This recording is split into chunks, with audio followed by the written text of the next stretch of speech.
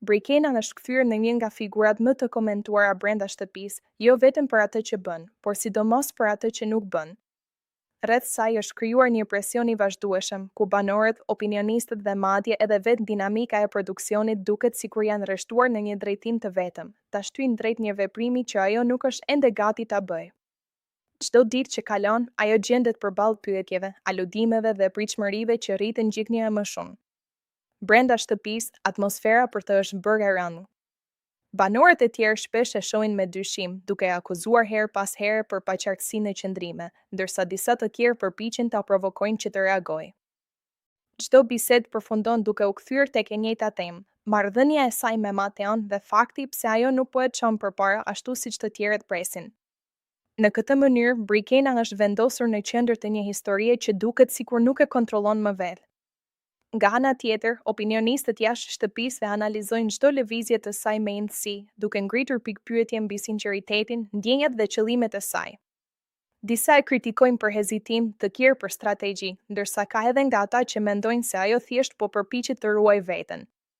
Por pavarësisht mendimeve të ndryshme, një gjë është e qartë, presioni mbi të është i jashtëzakonshëm. Një pjesë e madhe e këtij presioni lidhet drejt për drejt me pritshmërinë për një puthje mes saj dhe Mateos. Për publikun dhe për formatin televiziv, kjo shihet si një moment kulmor, një skenë që rrit emocionin dhe shikueshmërinë. Është ajo lloj situate që krijon diskutime, ndan opinionet dhe mban vëmendjen të lartë. Por për Brikenën, kjo nuk është thjesht një moment televiziv. Për të, kjo është një zgjedhje personale që ka peshë dhe pasoja. Ajo nuk duket e gatshme të bëjë një hap të tillë vetëm për hir të kamerave apo për të kënaqur pritshmëritë të tjerëve. Në sytë e saj lexohet një lloj përmbajtjeje, një përpjekje për të mos e shitur veten apo ndjenjat e saj si një spektakël. Dhe kjo është pikërisht ajo që shumë nuk arrin ta kuptojnë. Për të, kjo situatë nuk është lojë, por një realitet emocional. Situata bëhet edhe më e ndërlikuar për shkak të pranisë së një historie të papërfunduar jashtë shtëpisë. Ishi i saj është ende një faktor i rëndësishëm në jetën e saj, një kapitull që nuk është mbyllur plotësisht. Kjo e vendos Brikenën në një pozitë të vështirë, sepse çdo hap që ajo bën brenda shtëpisë mund të interpretohet dhe të ketë pasoja jashtë saj. Ajo është e vetëdijshme për këtë dhe duket se nuk dëshiron të veprojë në mënyrë impulsive. Në shumë momente, ajo është shprehur në mënyrë indirekte se nuk mund të ndërtojë diçka të re pas sqaruar më parë të shkuarën. Dhe kjo është një qasje që kërkon guxim, sepse në një ambient ku gjithçka shtyhet drejt spektaklit dhe reagimit të menjëhershëm, të ndalesh dhe të reflektosh nuk është e lehtë. Por Brikena po përpiqet të qëndrojë besnike ndaj vetes, edhe pse kjo e vendos shpesh në shënjestër. Marrëdhënia me Mateon mbetet një nga temat më të diskutuara. Ka momente afërsie, shikime që lënë vend për interpretim dhe një lloj kimie që nuk mund të mohohet. Por në të njëjtën kohë, ekziston një mur i padukshëm që Brikena nuk e lejon të thyhet lehtë. Ajo nuk dëshiron që kjo marrëdhënie të ndërtohet mbi paqartësi apo mbi një bazë të lëkundur. Mateo nga ana e tij duket më i drejtë për drejtë, më i gatshëm për të bërë hapa përpara. Kjo krijon një kontrast të dukshëm mes tyre dhe shpeshherë e vendos Brikenën në një pozitë edhe më të vështirë, sepse ajo duhet të përballet jo vetëm me ndjenjat e veta, por edhe me pritshmëritë e tij dhe të gjithë të tjerëve rreth tyre. Produksioni në mënyrën e vet e ushqin këtë situatë. Përmes pyetjeve, sfidave apo mënyrës si ndërtohen spektaklet, duket qartë që kjo histori po shtyhet përpara si një nga boshtet kryesore të programit. Dhe kjo është e kuptueshme nga një këndvështrim televiziv, sepse dramat dhe historitë emocionale janë ato që tërheqin publikun.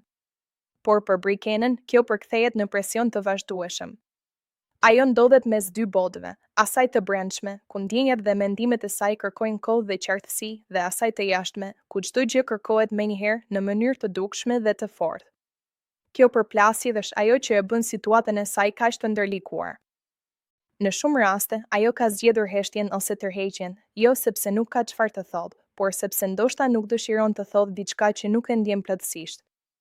Dhe kjo është një formë qëndrueshmërie që shpesh keq kuptohet si dobësi apo strategji.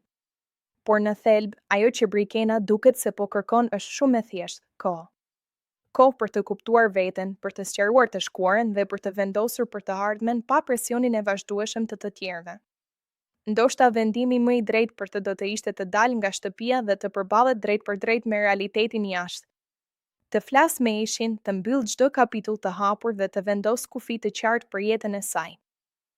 Vetëm pas kësaj, ajo mund të kthehet tek vetja dhe të kuptojë nëse ajo që ndjen për Mateon është diçka e vërtetë apo thjesht një situatë e krijuar nga rrethanat. Sepse në fund të fundit, ndjenjat nuk mund të detyrohen dhe as të planifikohen për hir të spektaklit. Ato lindin në mënyrë natyrale dhe kanë nevojë për hapësirë që të zhvillohen. Dhe Brikena, pavarësisht gjithçkaje që po ndodh rreth saj, duket se nuk është e gatshme të bëjë kompromis me këtë parim. Historia e saj është një përballje mes presionit dhe autenticitetit, mes spektaklit dhe realitetit, mes asaj që kërkohet dhe asaj që ndihet vërtet. Dhe pikërisht kjo e bën atë kaq të ndjekur, sepse në mes të gjithë zhurmës, ajo po përpiqet të mos humbas veten.